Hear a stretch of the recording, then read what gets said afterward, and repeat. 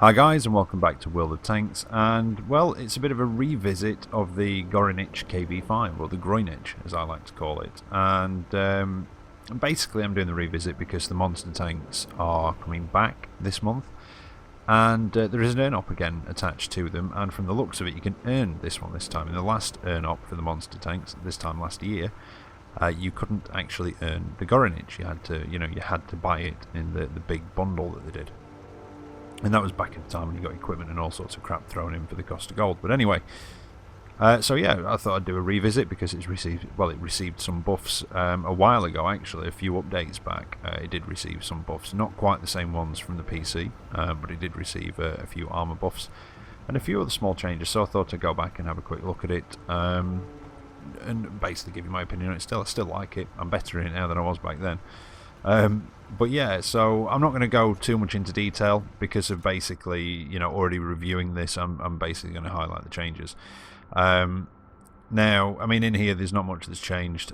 Just quickly, it's got a 107mm ZIS 6M, 7 rounds a minute, 167 pen, 300 damage, 2.86 second aim time, 0.43 accuracy. They're your average rounds. You can get 219 anti-premium. 167 on a tier 8 does seem slightly low, I've got to admit. But it is what it is, and it's a very tough tank anyway. Other than that, nothing's really changed, apart from the turret armor, but we'll talk about that shortly. So yeah, I'm not going to go to, like I say, into too much detail with this one. But yeah, the 107mm, it's basically, I think, the same gun. And this kind of gives you an idea. I think that's the same gun and pen as you get on a T150 that's fully upgraded. But I think it might have a better rate of fire. So that, it does give you a bit of an idea on the gun. It does seem slightly underwhelming with the penetration, especially for a sort of tier 8 heavy. But then again, like I say, this is very tough, and it's very, very good for ramming things. So I mean, I've not really got many skills on this. I've not really been in it a great deal. I mean, I've had this a year, and I've only got 195,000 XP on it. So that really shows you how often I go in it. Not very often at all, really, although I have been doing more so recently. But anyway, changes, that's what I'm wanting to basically talk about. Now, the buffs it received, there was a slight armor buff to the R2D2 turret on the front, which is the bigger one. There was quite a large armor buff to the sides and rear of the turret, and there was a thicker strip actually. That thick strip you see that joins the upper and lower glacis.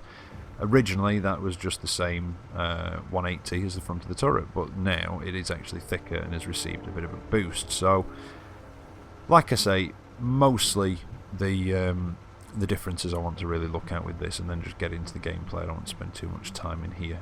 You can see the equipment I've got in it. I don't think that's changed since I did the review last year. Skill wise, again, I've not really got many on it, but the ones I've got there: track mechanic definitely, repairs definitely, and there's my phone.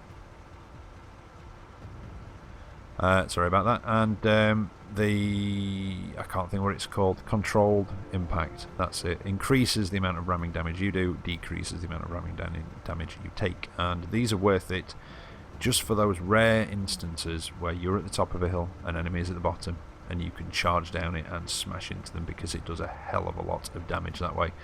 I have killed same tier heavies, or was it a medium, from about half health from a good ram. It might have been a medium actually, thinking on it.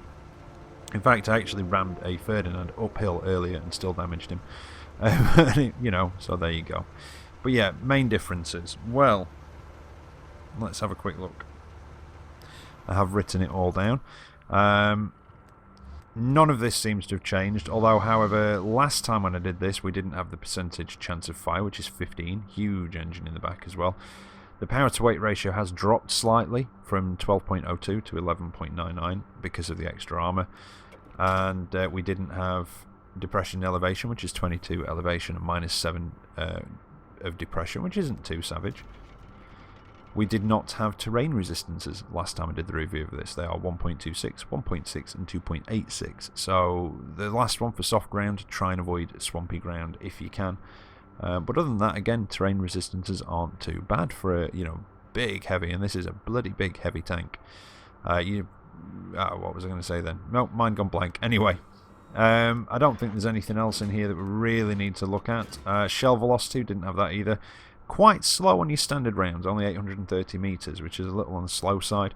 APCR obviously quicker at just over 1,000 metres, and you've got your HE there as well. But it's the armour that we're really looking at here. Now, concealment, while I'm here, has changed as well. It used to be, well, concealment was 10. It was actually 0.06 stationary and 0.03 moving. It's now 0.07 and 0.05. That's to account for the fact that it has permanent camouflage.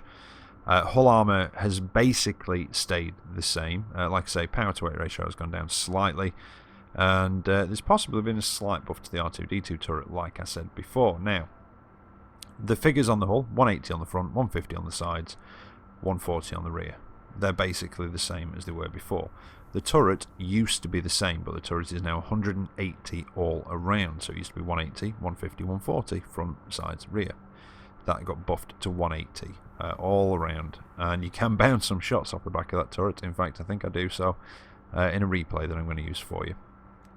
But before, there was a 21 to 30 bracket on it, and there was also a 91 to 120 bracket on it. They have now gone.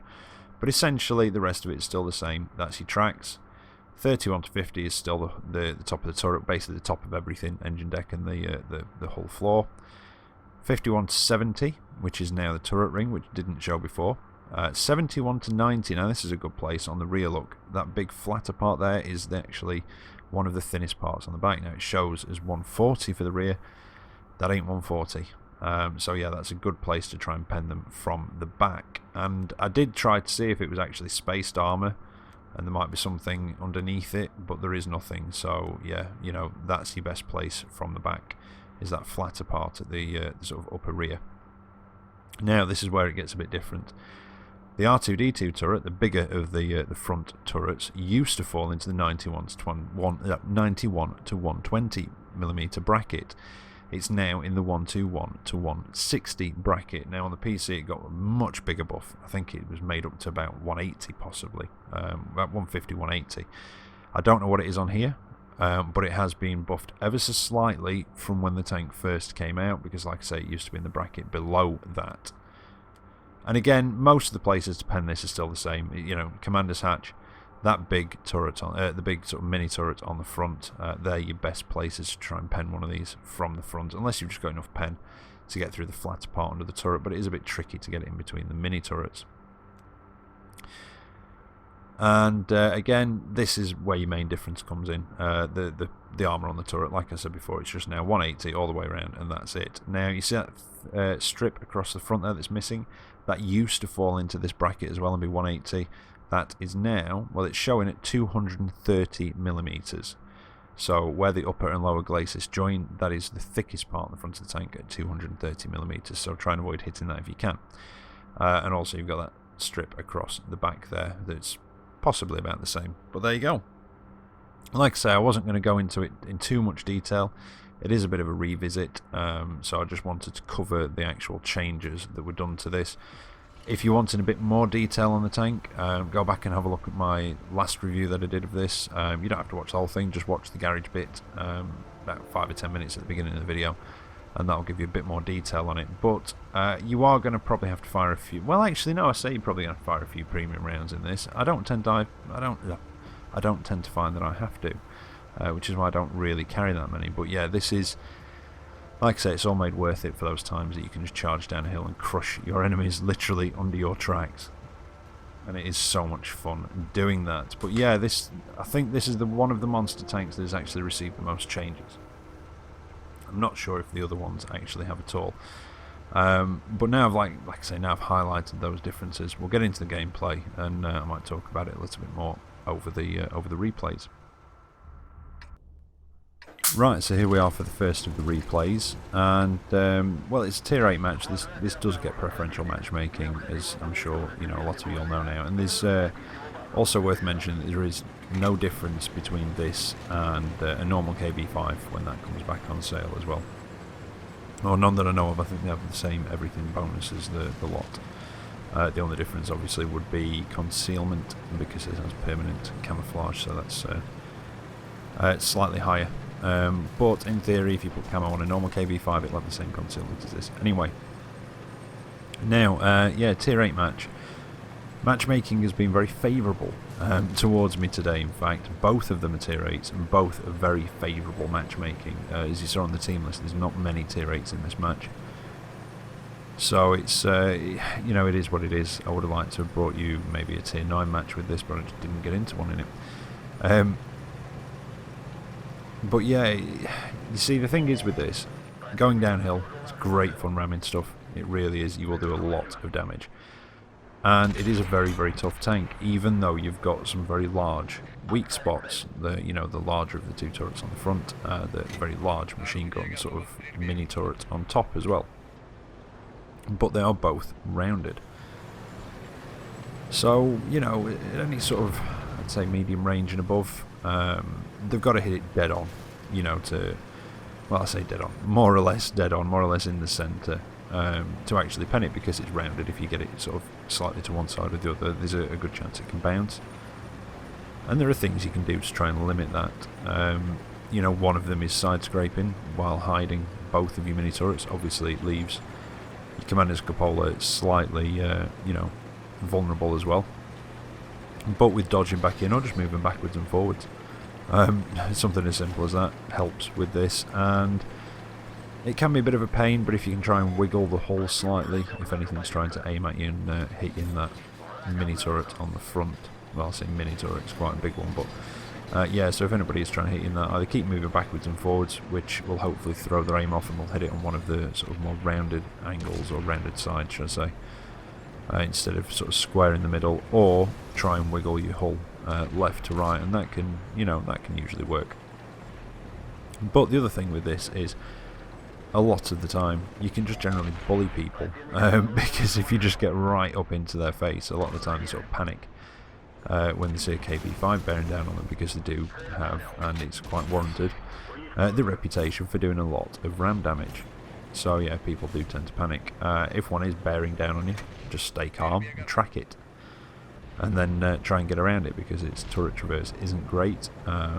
If you couple it with the hull traverse, then you know, you can get the gun round fairly quickly, but anything that's quite nimble should be able to outrun its turret quite easily. Now I'm going to back off a bit. I don't know if he's got the howitzer, but if he has, he'll do splash damage regardless. And oh, I'm also platooned up with my lovely wife. She's in a new Type 59 and she loves it. Really does like the Type 59, in fact so do I just don't go in it nearly often enough. Now, this was quite a reckless move on my half. There are tanks behind me, I know there are. Just taken a hit there through the rear of the tank, through that thinner bit that I did mention in the garage. But I'm trying to weave down, trying to throw the aim off. Not quite working as well as I'd hoped, but I'm going after this ONE. I really didn't care. And you could see the shells bouncing off the back of the turret, and that's what that buff to the turret armour has done.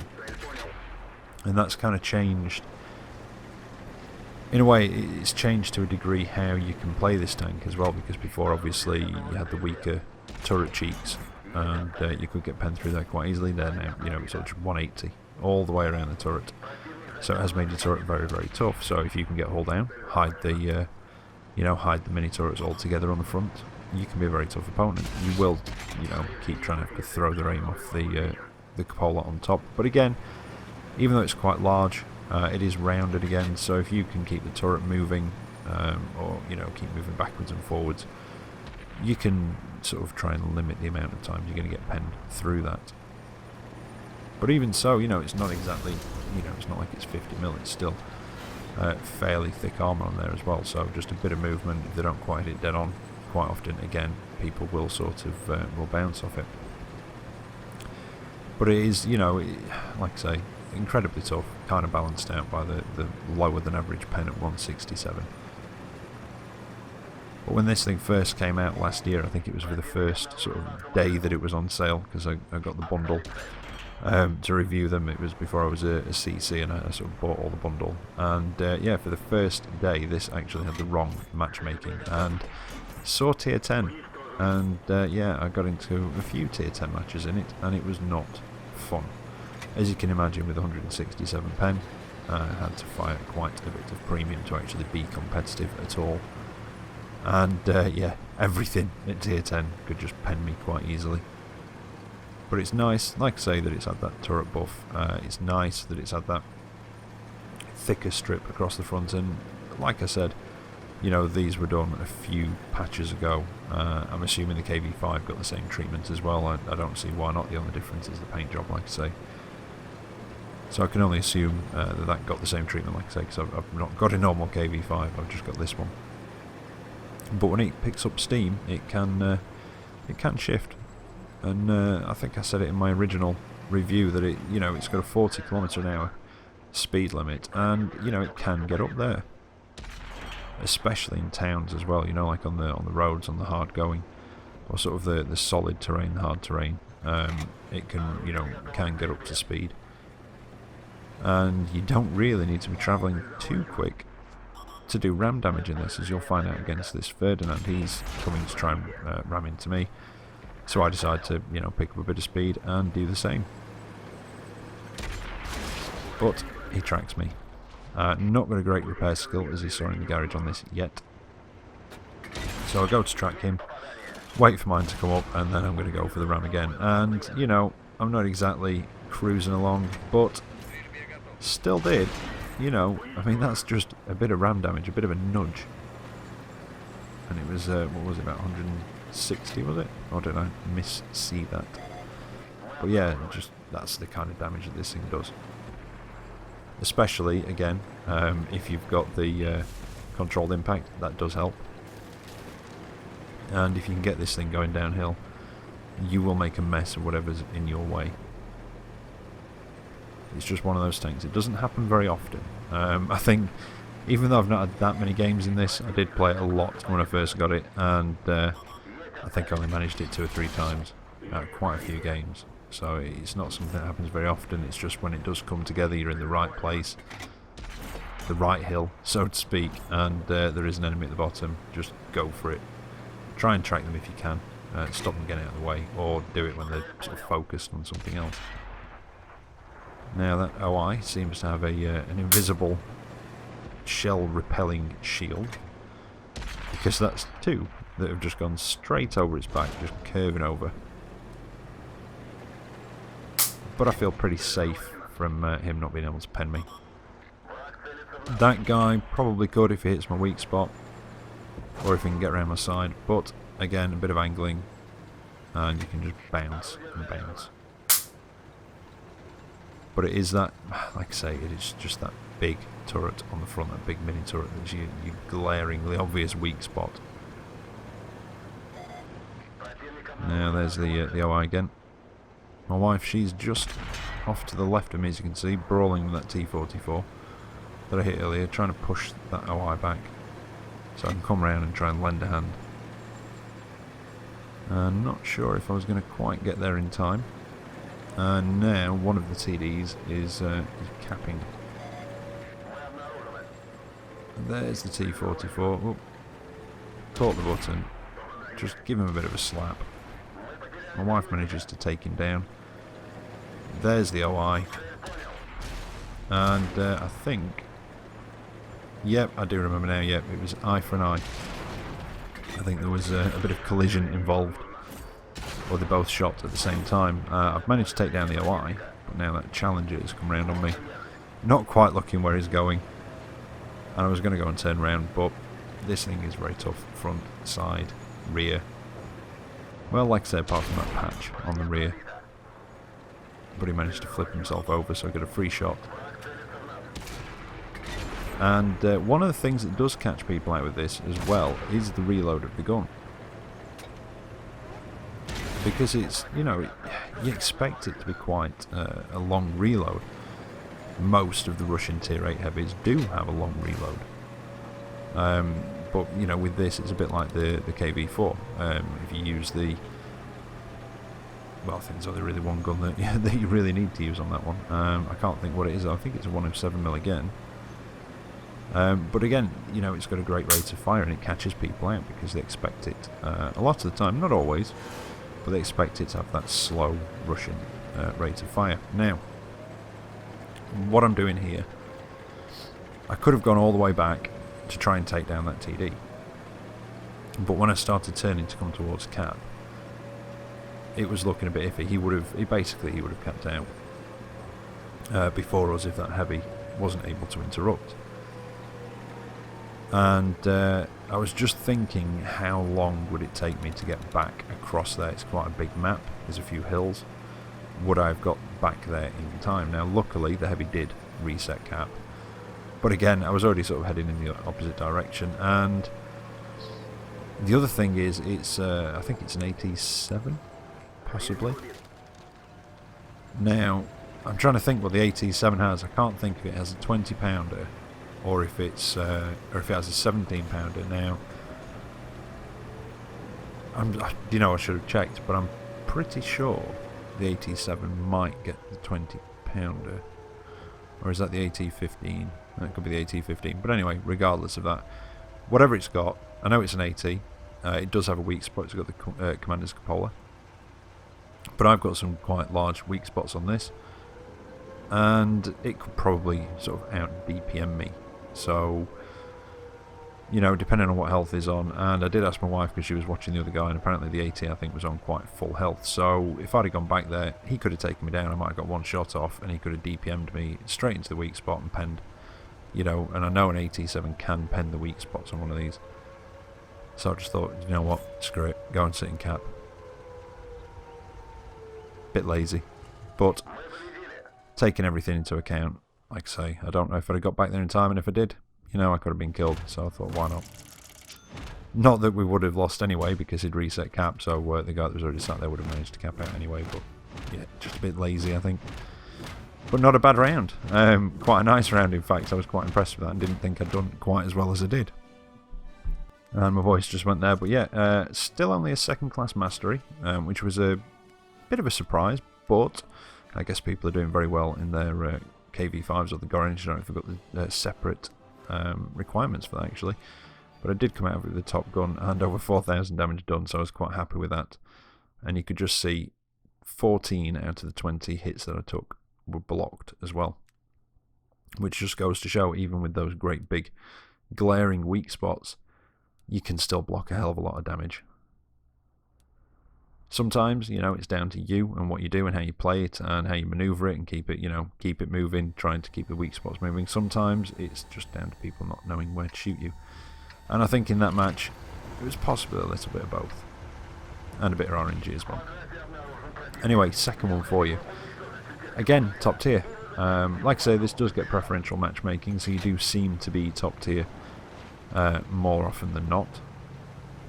But again, it's quite favourable matchmaking, not many tier 8s. And I'm platooned up with my wife again, she's still in the Type 59. These weren't quite consecutive games, but there was only one or two in between. And I've noticed now as well that I've been seeing more and more. These aren't on sale yet, I think they're coming on sale possibly around the 13th, and there is the earn op as well coming on, so you can earn one of the monster tanks. So I thought it'd be a good time to sort of revisit them and, you know, see what changes have been made, if any. I know there's nerfs and buffs going on all the time. But yeah, it is funny how I seem to be seeing more of the monster tanks since it's come into October than I have done for a long time actually.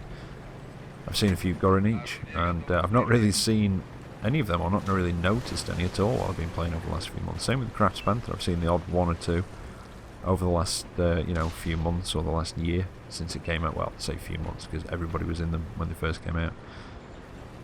But yeah, I've seen quite a few recently as it's getting towards Halloween itself. I think it might be the fact that the news that they're going back to the store has got people back into them again. But anyway, I'm going to move down this way, maybe get a few shots in at range, but it's looking like our team have sort of pushed around, and it looks like the enemy team are basically just sticking to their hill, and they don't seem to want to come down from it.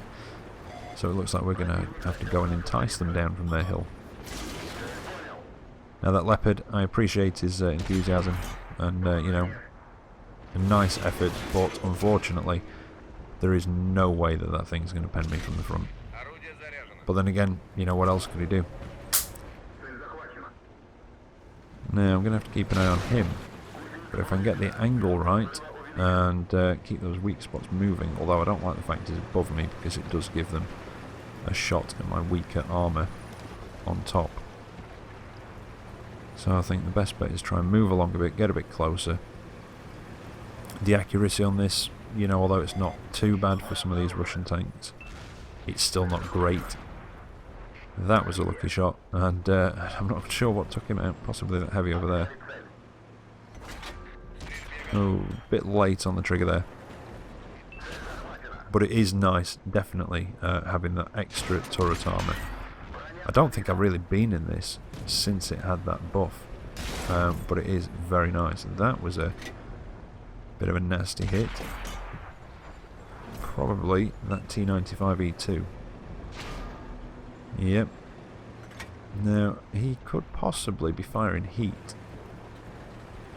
I wasn't quite sure. You can... I can't remember... I can never remember what colour the tracer are on heat. Although I feel like they could be similar to high explosive. But again, I could be wrong. But you can normally tell when you've been hit by a heat because there's like a fizzle and normally a bit of black smoke coming up from wherever the impact was. Now we've got a KV-3. That T95E2 is backed off. The T25/2 backed off as well, and I think he might be coming around here, although again, if I remember rightly, both of the TDs could be T25/2s. There's the T95E2 again. Well, there was the T95E2. Now I'm going to see if I can close in on that KV-3. Now I think fully upgraded, they get a D25T, 120mm. So you're looking about 175 pen. Again, is probably enough to pen the weak spots on this quite easily. Is enough to pen the side and rear, definitely. If he's lucky, or if he loads up premium, enough to possibly pen the side of my turret as well. Now, it is quite a tall tank, this, and sometimes, if you're up close to other tanks, you can occasionally have a bit of trouble getting your gun down. The gun depression's not bad, it's 7 degrees or -7 degrees, but with it being quite tall, sometimes with the lower tanks it can be a bit tricky to get gun down to them. Now, excuse me, just voice went a bit funny there. That Tiger 131's trying to kill my wife, so I think I might have something to say about that. So, put a shot in, managed to take him down, and now there's another T25/2. Really shouldn't have gone for the gun mantle. Bit of a poor shot there. That was my own fault. Quite poorly aimed. And there's the other one. Did think I was seeing double for a moment, but no. He's done. I'm tracked again. And do get used to that. That's why you want track mechanic. Definitely want track mechanic on this, along with repairs, because you've just got to get used to being tracked a hell of a lot. Now the Type 59 is trying to get behind me, so I'm just going to use my weight and just force him backwards on the back of my tank. And my wife gets in around the other side of him, and it's a Type 59 sandwich. And that's the match. So again, just shows you how tough this thing can be. And again, it just seems to, to be honest, watching that back, it seemed to be more that people didn't know where to shoot it, rather than anything I did particularly. Just the toughness of the tank and people not knowing where to hit it. But I still blocked just over 4,000 damage and did 3,000 myself. But there you go. Gorynych KV-5. Quite a decent tank. If you like your heavies, I'd say that's the one you probably want to earn when the op becomes available. I just hope you can earn it. It does look as though you can. Like I say, last year you couldn't. But there you go. Hope you've enjoyed that. I'll be back tomorrow with another video. There won't be one Thursday because I'm heading down to London to attend a small wargaming event. So I don't think I'll be able to get a video up Thursday, but I will if I can. Anyway, I'll be back tomorrow with another one. So until then, take care out there and I'll catch you next time. See you later.